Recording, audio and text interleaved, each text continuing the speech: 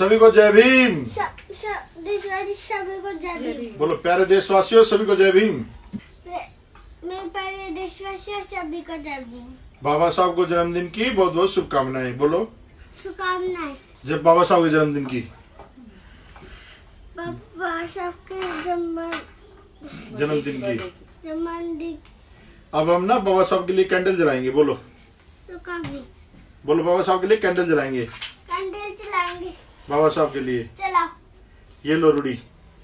ये रुद्र प्रताप सिंह है हमारे छोटे बाबा साहब क्या नहीं आई। वहां जलाएंगे बाबा साहब के आगे। इधर लाओ, इधर रूडी, इधर लाओ, इधर आओ, इधर रखो, जल्दी आओ, पकड़ो। ये यहाँ पर रखो, यहाँ रखो। हाँ भाई रूडी ने रख दिया भाई। अब फूल चढ़ाओ, फूल उठा के बाबा साहब के आगे लगाओ। बाबा साहब को रखो फूल, बाबा साहब के आगे रखो। हाँ थोड़ा दूर हो गए मोमबत्ती से। रखो रखो रखो। हाँ भाई बाबा साहब को रख दिया फूल भाई रूडी ने। अब संविधान के ऊपर रखो रूडी भाई, संविधान के ऊपर यहाँ रखो, संविधान के आगे। हाँ अब बोलो सबको, भाई इधर मुकरो, इधर मुकरो, सबको बहुत बहुत मुबारक।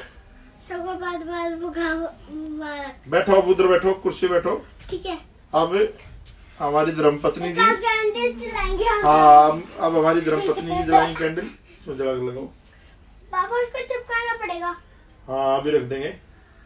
फूल चढ़ाओ भाई। इतना बड़ा। अरे वाह बाबा साहब का जन्मदिन। हैप्पी टू यू बाबा साहब का आज रूडी। हाँ। हैप्पी बर्थडे बाबा साहब। बोलो हैप्पी बर्थडे बाबा साहब। अब पापा भी जला रहे हैं, देखो बाबा साहब के लिए मोमबत्ती ना।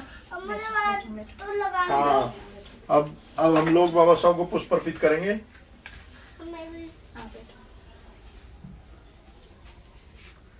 चढ़ाओ चढ़ाओ दोबारा रूडी भाई, चढ़ाओ। अभी बैठो रूडी भाई, बैठो।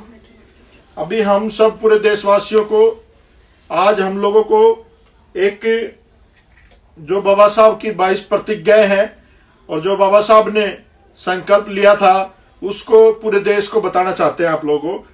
डॉक्टर BR अम्बेडकर, बाबा साहब अम्बेडकर ने दीक्षा भूमि नागपुर भारत में ऐतिहासिक बौद्ध धर्म में परिवर्तन के अवसर पर 15 अक्टूबर 1956 को अपने अनुयायियों के साथ 22 प्रतिज्ञाएं निर्धारित की। 80,000 लोगों का बौद्ध धर्म में रूपांतरण ऐतिहासिक था क्योंकि यह विश्व का सबसे बड़ा धार्मिक रूपांतरण था। उन्होंने इन शब्दों को निर्धारित किया ताकि हिंदू धर्म के बंधनों को पूरी तरह पृथक किया जा सके। ये 22 प्रतिज्ञाएं हिंदू मान्यताओं और पद्धतियों की जड़ों पर गहरा आघात करती हैं। ये एक सेतु के रूप में बौद्ध धर्म की हिंदू धर्म में व्याप्त भ्रम और विरोधाभासों से रक्षा करने में सहायक हो सकती हैं। इन प्रतिज्ञाओं से हिंदू धर्म, जिसमें केवल हिंदुओं की ऊंची जातियों के संवर्धन के लिए मार्ग प्रशस्त किया गया, में व्याप्त अंधविश्वासों, व्यर्थ और अर्थहीन रस्मों से धर्मांतरित होने समय स्वतंत्र हुआ सकता है। प्रसिद्ध 22 प्रतिज्ञाएं निम्न है। बाबा साहब अम्बेडकर की 22 प्रतिज्ञाएं आप सबको मैं पढ़ के सुना रहा हूं। मैं ब्रह्मा विष्णु और महेश में कोई विश्वास नहीं करूंगा और न ही मैं उनकी पूजा करूंगा।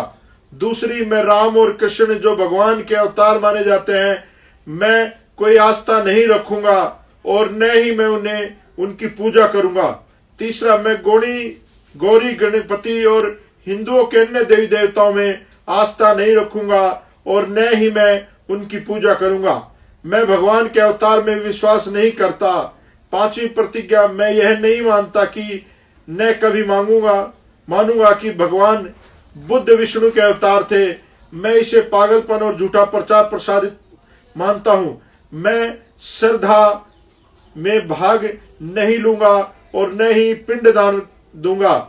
मैं बौद्ध के सिद्धांतों और उपदेशों का उल्लंघन करने वाले तरीके से कार्य नहीं करूंगा।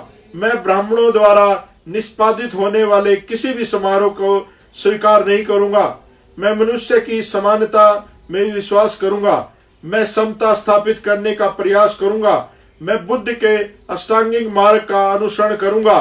मैं बुद्ध द्वारा निर्धारित परमपितों का पालन करूंगा। मैं सभी जीवित प्राणियों के प्रति दया और प्यार भरी दयालुता रखूंगा तथा उनकी रक्षा करूंगा।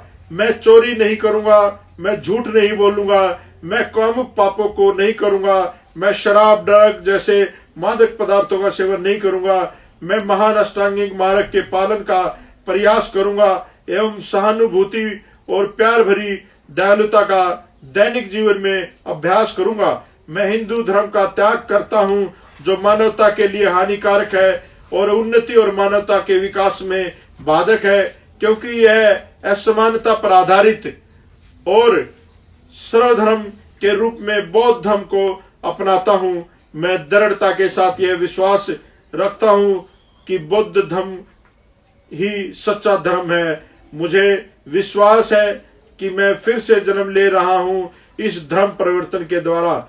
मैं गंभीरता एवं दृढ़ता के साथ घोषित करता हूं कि मैं इनके बाद अपने जीवन का बुद्ध के सिद्धांतों तथा शिक्षाओं एवं धर्म के अनुसार मार्गदर्शन करूंगा। साथियों, आप सबने बाबा साहब अम्बेडकर की 22 प्रतिज्ञाएं सुनी, मैंने पढ़ के आपको बताया। और आज हम पूरे परिवार के साथ, मेरी धर्मपत्नी, मेरा बेटा और मैं, हम भी ये 22 प्रतिज्ञाएं बाबा साहब अम्बेडकर की अपने जीवन में धारण करेंगे। और बाबा साहब अम्बेडकर के दिखाए हुए रास्ते पे हम सारे समाज के लिए काम करेंगे और एक समानतापूर्ण, स्वतंत्रतापूर्ण, बंधुतापूर्ण एक धर्म राष्ट्र बाबा साहब अम्बेडकर ने सोचा था, प्रबुद्ध भारत जब बनेगा जब हम लोग सभी तथागत बुद्ध के दिखाए हुए रास्ते पे चलेंगे। साथियों, आज बाबा साहब अम्बेडकर का जन्म उत्सव है, उस महामानव का जन्म उत्सव है जिसने इस देश के लाखों करोड़ों वंचित समाज के दलित पिछड़े, जिनको एक विशेष धर्म में धकेल करके अछूत बना दिया गया, उनको मानव के रूप में एक नया जीवन दिया, देश को संविधान दिया। साथियों, आज हमने बाबा साहब अम्बेडकर और भारत के संविधान को नमन किया है और मैं चाहता हूं कि पूरा देश का समाज, दलित, पिछड़ा, माइनॉरिटीज के लोग, सभी लोग बाबा साहब अम्बेडकर के दिखाए हुए रास्ते पे चलें। और बाबा साहब अम्बेडकर ने कहा था, मैं अंत में और शुरुआत में सबसे पहले भारतीय हूं। ये आपको हिंदू और मुसलमान बनाने में लग जाएंगे, लेकिन आप लोग हमेशा भारतीय बने रहने पर अड़े रहना। आपको कोटि कोटि नमन बाबा साहब अम्बेडकर। आपने हमारे जैसे जो तुच्छ समझे जाने वाले प्राणी थे, उनको एक जीवन दिया, एक संविधान के माध्यम से इस देश की आधी आबादी नारी शक्ति को इतना सम्मान दिया कि महिलाओं को आज बराबर के अवसर इस देश में प्राप्त हैं। भारतीय संविधान अगर ना होता तो शायद आज हम इस व्यवस्था में ना होते। साथियों, मैंने 4 लाइनें लिखी थी और आज के समय वो 4 लाइनें बिल्कुल सटीक बैठती हैं। मैंने लिखा था, अगर संविधान सुरक्षित है तो हम सुरक्षित हैं, अगर हम सुरक्षित हैं तो ये देश सुरक्षित है। देश लोगों से होता है और हम भारत के लोग आज कसम खाते हैं कि इस देश के संविधान पे किसी भी मनुवादी की, किसी भी ब्राह्मणवादी की कोई चाल नहीं चलने देंगे। इस देश के संविधान को बचाना है। मैंने कल भी अपील की थी, मैं आज भी अपील करता हूं और मैं बाबा साहब अम्बेडकर के सामने बैठ करके, देश के संविधान के सामने बैठ करके प्रतिज्ञा लेता हूं कि हमें आज एक नए रास्ते पे चलने की जरूरत है। आज पूरे देश के बहुजन समाज के लीडरों को एक होने की जरूरत है। आज ब्राह्मणवाद, मनुवाद बहुत ज्यादा शक्ति के रूप में देश में पाखंड फैला रहा है।